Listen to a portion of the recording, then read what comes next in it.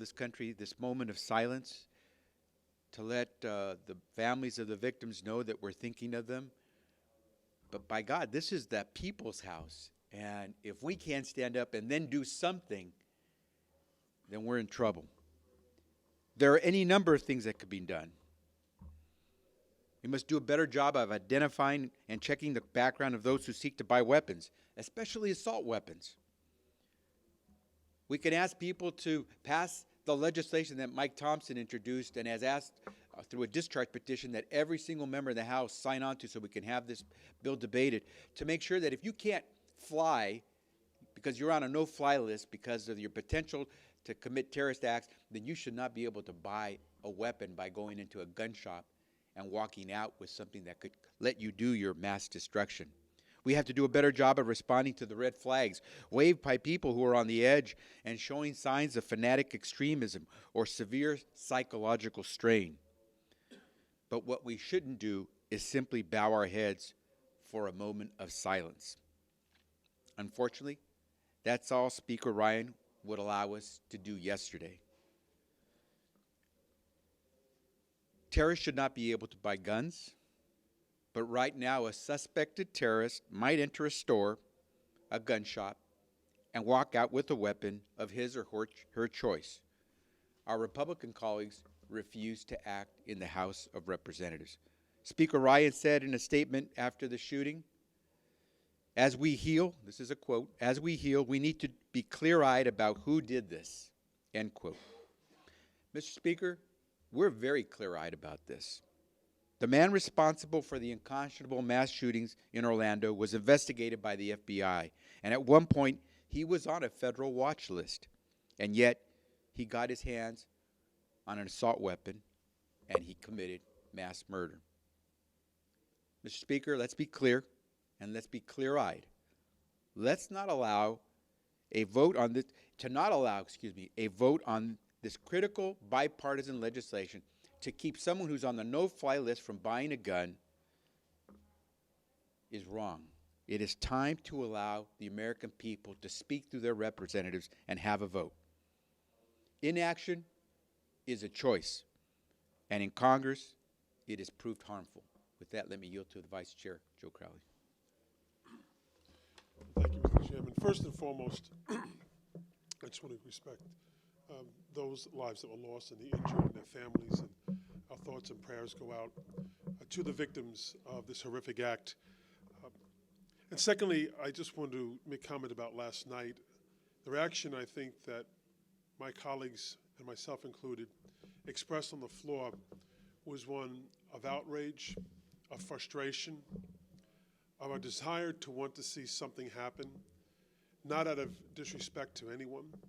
Even those of my colleagues that chose to not stand or to leave the chamber, not out of disrespect to the victims, but out of respect to them, because to simply stand for a moment of silence and then do nothing is really the ultimate case of disrespect, and that is what the Republican leadership has continued to do. I would suspect that Speaker Ryan could not wait to get out of the rostrum last night because he was uncomfortable as well when he heard us yelling for a bill. Where's a bill? Where's the bill? Where is the no-fly, no-buy bill? Where is the Thompson legislation? Is it the end-all? Is it a panacea? No, but it's a start. It's a start to try to do something to help prevent events like this from happening again. We in the Democratic Caucus have no disrespect to any of these families. We love these families. We're concerned about them. They're our families. They are American families that are hurting. And these 49 victims join a long list of victims and families that are hurting because their Congress will stand for a moment of silence, but do absolutely nothing. Don't even talk about it. Don't even bring it up. Don't hold a hearing. Call a select committee on umpteen other things, but not when it comes to gun violence in America. Nothing, nada, zip. They would rather these events just continue to happen, I guess. I don't know what the answer is. They're complicit in this by not acting and not taking a stance in some way. Demonstrate to the American people that you have some understanding of what has taken place again and again and again. And still, they stand there like deer in the headlights. We're incredibly frustrated, as was demonstrated on the floor last night. And we're going to be incredibly frustrated until we get something passed. And we're going to continue to protest in some format to demonstrate to the Republican members of the House of Representatives and to their constituents that their failure to do something is complicit in events like what took place this weekend. And with that, I'll yield it to the champion on our side of the aisle on the issue of guns and gun safety, my good friend from California, Mike Thompson. Thank you very much. I'll give you a real clear-eyed assessment on who this shooter was in this latest tragedy. He was someone who shouldn't have had access to firearms, plain and simple. And the list of folks who fall into that category, as we know, are pretty long. 30 people a day are killed by someone using a gun. We've had large-scale massacres, such as what happened in Orlando, have happened more often than any of us want to think about. And our response, the Congress of the United States, the People's House, our response has been stand for a moment of silence. We've had over 30 moments of silence since the tragedy in Sandy Hook. We've had moments of silence ad nauseum. But I'll tell you what we haven't had. We haven't had one single vote on any piece of legislation to address the issue of gun violence prevention. We've not had one single vote on any piece of legislation that tries to make sure that we do everything possible to keep people who shouldn't have guns from getting guns. It's an embarrassment. It's an act of cowardness, and we should all be ashamed of ourselves. Now, as the chairman and the vice chairman noted, one of the most specific efforts that we've put forward is a simple piece of legislation that says if you're on the no-fly list, you can't buy a gun. Now, as was mentioned, the shooter from Orlando had been on the no-fly list. The irony is, when he was still on the list, he could have gone into a gun store and legally purchased the same firearms that he legally purchased when he got off the list. That's wrong. There's a big gaping hole in our safety net. It's a big gaping hole in our responsibility to make our communities safe. We should call this bill to the floor. It has bipartisan support. There's a discharge petition on it now. We should call that bill to the floor. It should be taken up for a vote, and we should pass that. We should do everything in our power to make sure that people who shouldn't have guns don't get guns. And there's no conflict with the Second Amendment. It's no conflict with legal folks being able to purchase legal firearms. It's our responsibility, and we're not living up to that responsibility. Corinne Brown, Florida. Thank you. I come this morning with a very heavy heart. I've had the honor of representing Orlando for 24 years. And Orlando is an international city, it's all of that, but it is also a family-oriented community. And the community has come together, whether it's the first responders, whether it's the airline, or whether the community come together to pay for all of the funerals. They had a vigil last night. Over 10,000 people came out. Sunday morning, when I got up and heard it, I went to church to pray, because I do believe in prayer. But then I got in my car, and I drove down to Orlando to be with my Orlando family. Now, when I came back here yesterday, we always have those moments of silent prayer when something happened. I received a notice saying that we was not going to come down to the floor. The speaker was just going to handle the whole thing. In other words, the Orlando or the Florida people wasn't even allowed to come to the floor for that 1 minute to say nothing and do nothing. That is unacceptable. I had a press conference, and I was talking to people in London. They think, the people in the world think, it's something wrong with us. Why is it that this continue to happen, and we are the do-nothing Congress. Now, you know, it's questioned about whether this was a hate crime. Clearly, it was a hate crime. It was a LGBT Pride Month and the club. I mean, it was clear a hate crime. Now, we in Congress need to do something other than that moment of silent prayer. The community expects us to do more. To whom, you know, all my colleagues all the time talk about prayer. To whom God give much, much is expected. He expects us to do more than just stand up for a moment of silent prayer.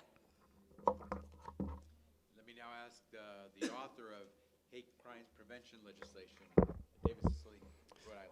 Thank you, Mr. Chairman. I want to begin by also expressing deep sadness and condolences and prayers to the victims of this horrific and monstrous shooting, to the families, to those who are still in the hospital. I think, as Corinne said, we all reacted the same way when we heard this news. I think Americans all across this country were horrified to hear about the single largest mass shooting in the history of America, which took place in Orlando, Florida. And we are all incredibly frustrated. While there is not a single piece of legislation that will solve all of the problems of gun violence, a combination of measures taken together can significantly reduce the likelihood that our constituents, the people who live in cities and towns all across this country, can be protected from gun violence. And the failure to have a piece of legislation that will solve all the problems is not a license to do nothing about it. And we have a number of bills that will make a big difference in helping to produce safer communities and help protect people from the ravages of gun violence. One of those bills is the Hate Crimes Prevention Act, which would require that someone who is convicted of a misdemeanor hate crime be prohibited from purchasing a firearm. And if you look at, there was a wonderful report done entitled Hate and Guns, a Terrifying Combination, that really tracked what happens with hate crimes, that people begin with more modest assaults and efforts to intimidate, and it escalates as the attacker wants to make a point to a particular community based on their ethnicity, race, or sexual orientation. So a black family may be the victim of some graffiti, and then maybe to some other assault on their home, and eventually having their church firebombed. And there's a pattern of escalation with hate crimes. So what this legislation attempts to do is catch it before it happens. When someone's convicted of a misdemeanor hate crime, which is compelling evidence of what the future holds, prevent that person from walking into a store and buying a gun and then using that to harm other people. There are other examples, the terror watch list we just heard about. There are a number of things. We've got to do something. We don't need any more moments of silence. What we need is sustained action, many moments of sustained action to get things done, to keep the American people safe. There are a number of solutions that will do that. We're calling on our Republican leaders in the House to bring those bills to the floor. Let us debate them. I serve on the Judiciary Committee. We haven't had one vote on a single measure that would help protect Americans from gun violence. It's a national disgrace that that has not happened. Questions? Let me take this in a slightly different direction. As you know, this event happened at a gay nightclub. We've had a number of amendments or efforts to amend appropriations bills that deal with anti-LGBT discrimination. Republicans have now said we're going to lock down these rules so we can't have those. They seem to have put the genie back in the bottle, but does an event like this bring the genie back out of the bottle?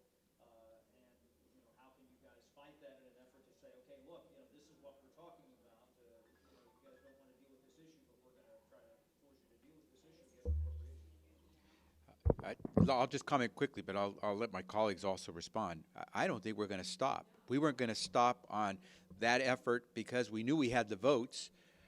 Before Republicans twisted arms, we had actually passed this measure authored by Sean Patrick Maloney, our colleague from New York.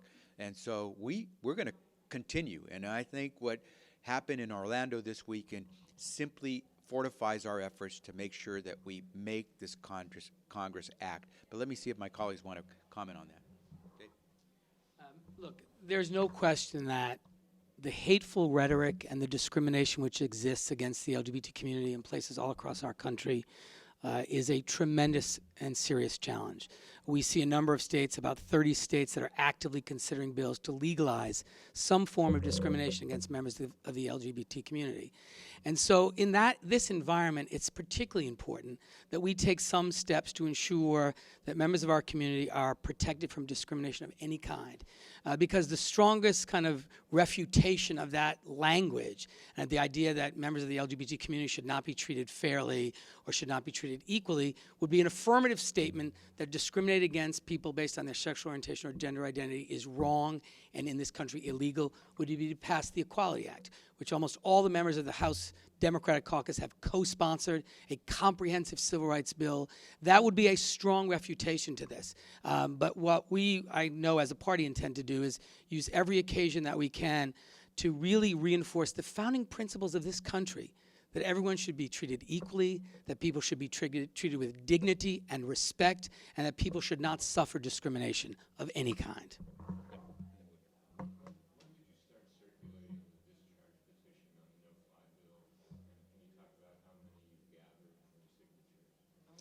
When did you start and how many signatures? We started a couple of months ago, and it's, as I said, it's a bipartisan bill. I think there's 175 Democrats who have signed the discharge petition.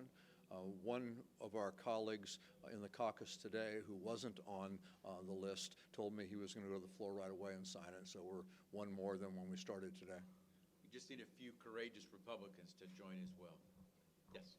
Becerra, do you have any real reason to think that you can succeed with these efforts in the Republican-led House? And I also want to ask you about the way many Republicans are characterizing this as a terrorist attack that they're not bringing in, an attack on the gay community, like the House Democrats are when they protect NBC.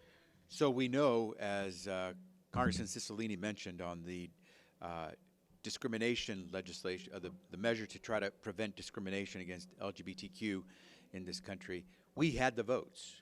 We had a bipartisan vote, some 200 and we had up to 218 members in the House, Republicans and Democrats, who were in support of ending discrimination against the LGBTQ community. We know the votes are there. Now that the Republican leadership can twist arms and make people flip-flop is another matter. But policy-wise, we know we have bipartisan support. Politically, we understand what Republican leadership is trying to do, and certainly under the leadership of Donald Trump, it should not surprise people that this has become the party of Lincoln has become the party of Donald Trump. We believe that most people with common sense would say that saying to somebody, if you're on the no-fly list, then you shouldn't be able to buy a gun. No fly, no buy. I believe most people, including gun owners, will say that makes perfect sense. So we don't believe that there's any problem finding the votes. It's finding a Republican leadership that's willing to do something, and that's the problem we have now. It's not the votes. It's finding a leadership in Congress, in this Republican Congress, that wants to do something.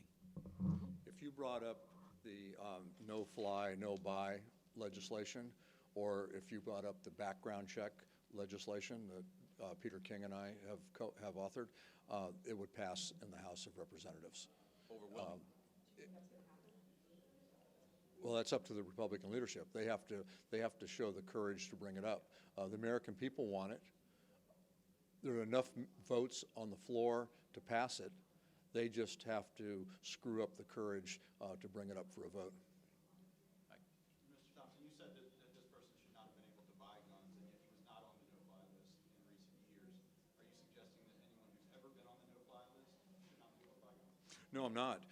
I'm suggesting that if you're on the no-fly list, you shouldn't be able to buy firearms. Now, you're correct, this person was on it and then taken off. It seems to me that there should be some notification if someone's on the list. The FBI figures that there's not enough information to keep them on the list, and if they go out and buy a bunch of assault weapons, the FBI ought to get a call and they can revisit to see if things have changed. Is that a part of your bill? It's not, but it doesn't foreclose on us being able to add that. First thing is to get the bill up for a vote and get it passed. At the time, it wasn't an issue. We'd never had a situation where someone was on the list and then taken off the list who committed an act of terrible violence like this. But the important point is, right now, the law is if you're on the no-fly list, the terrorist watch list disallows you to fly, you can legally go into a federally licensed gun store and you can buy an AR-15, you can buy whatever the handgun was that this guy was using, or any other firearm that's legally sold in the United States of America. And I think that's wrong. I don't think you should be able to do that. But doesn't, you know what the Republicans are going to say? They're going to say we could pass this bill and yet it wouldn't have prevented this action from happening. It gives them an easy out to not vote on the bill. Well, I don't think that anybody suggests that we should have a bill specifically for every instance that happened. And I'll tell you what, if that's what the Republicans are saying, they better bite their tongue, because the only bill that we can pass that would prevent all these things from happening is a bill to ban firearms. So are you telling me the only bill they'll vote for is a bill to ban all firearms? We get elected to do something, not to just sit around. And I don't think anyone believes that when Congress passes something, it resolves all the problems of the world. But pretending that the only thing is perfection is to say that you don't want to do anything. And unfortunately, this is a Congress that's proven that it's very good at doing nothing. We take one final question, otherwise we'll close. That. Yep.